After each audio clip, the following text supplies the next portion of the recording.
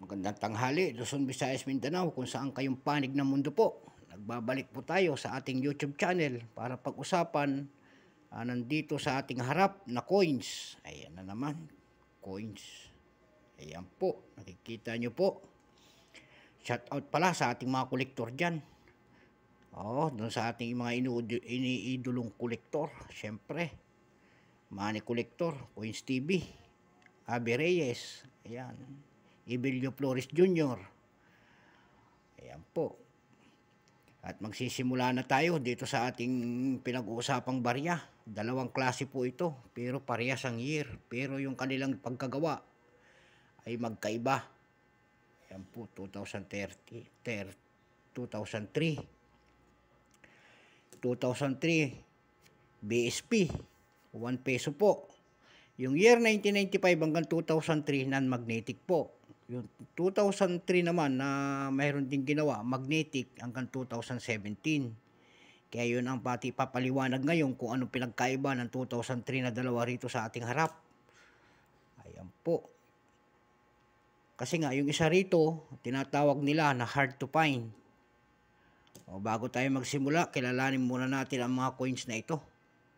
Issue, Philippines, period po, Republic, 1946, up to date po. Type po, standard circulation coins, years, 1995 to 2017.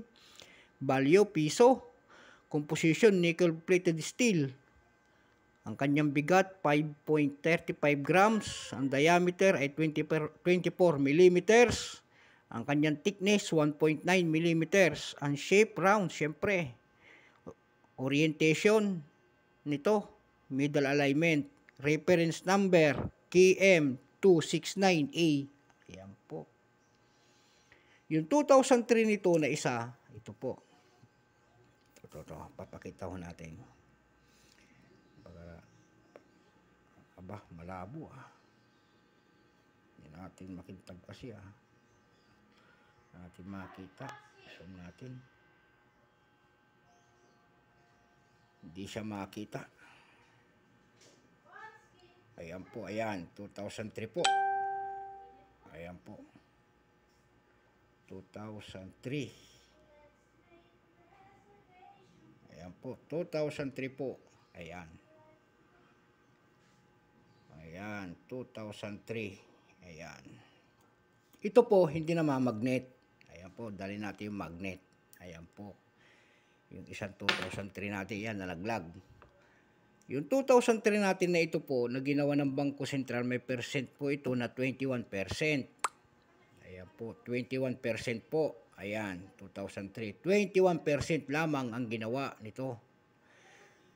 Percentage lamang ang ginawa kasi wala pa yung dinideklara ng Bangko Sentral natin na ginawa nito kasi ginagamit pa po natin. Ito po yung isa natin, 2003. Ayan po. Ayan, 2003. Dikit natin sa magnet po para malaman nyo. Ayan po, dumidikit po. Magnetic siya. Samantala yung isang 2003 natin na isa, ayan po, hindi siya namamagnet. Ayan. Kaya non-magnetic yung isa magnetic. Dito tayo sa magnetic. Pero itong non-magnetic po, may presyo na rin. Yung kanyang price appraisal kung tawagin nila. May presyo na po ito. Yung price appraisal nito.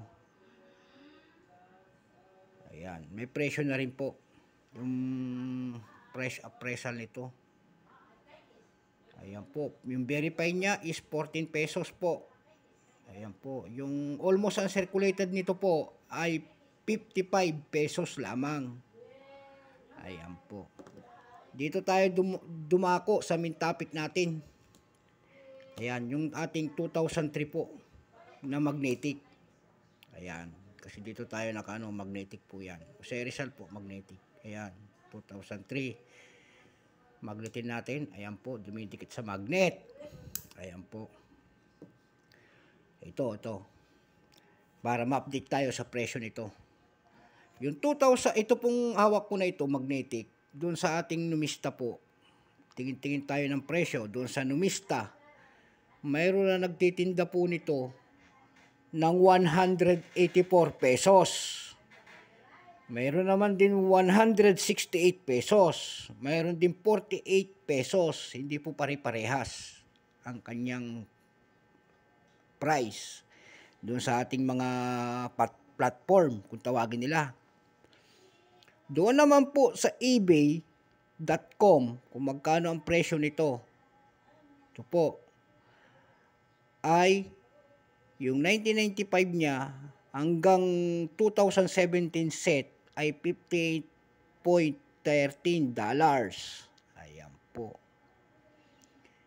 Complete set, $58.13 po.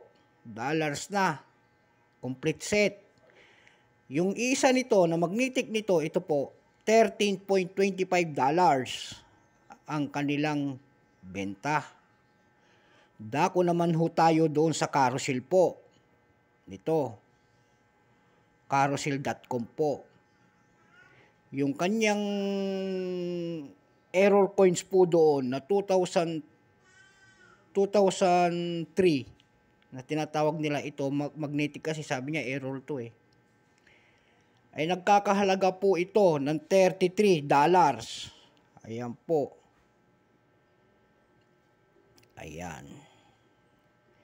Doon naman sa ating carousel. Opo, nakakita ko tayo doon sa carousel po nang nagbebenta nito. Year 1995 hanggang 2017 po, binebenta niya doon. Doon sa ating platform na carousel. 3,301.58 pesos. Ganun siya kalaki. Kasi may mga hard to find dito. May semi hard to find. Ito, sabi nila, magnetic. Ito po ay may presyo na. Talagang binibili nila nakapaskil doon. Ayan po. Yung non-magnetic naman nito, nakakita tayo, ito po yung hindi namamagnet. Meron na rin presyo po. Ayan, non-magnetic. Ayan. Nakakita lang tayong bukod tangi po doon na presyo nito. Non-magnetic. Ayan. $70.99. Ayan po. Non-magnetic naman yun ito. Mayroon din doon 565 pesos. Ayan po. Matataas na po ang presyo ng mga yan. Ayan po. Na-update tayo sa presyo ng ating mga coins. So hanggang dito na lang ating vlog. At magandang tanghali po sa lahat. Luzon, Visayas, Mindanao at sa ating mga kolektor dyan. Tsaka yung ating mother dyan sa Pangasinan. At nakialambing tayo doon sa ating mga YouTube channel tsaka sa ating FB page. Yung mga nanonood, maraming salamat po. Hanggang dito na lang po ang ating vlog. I see you next time.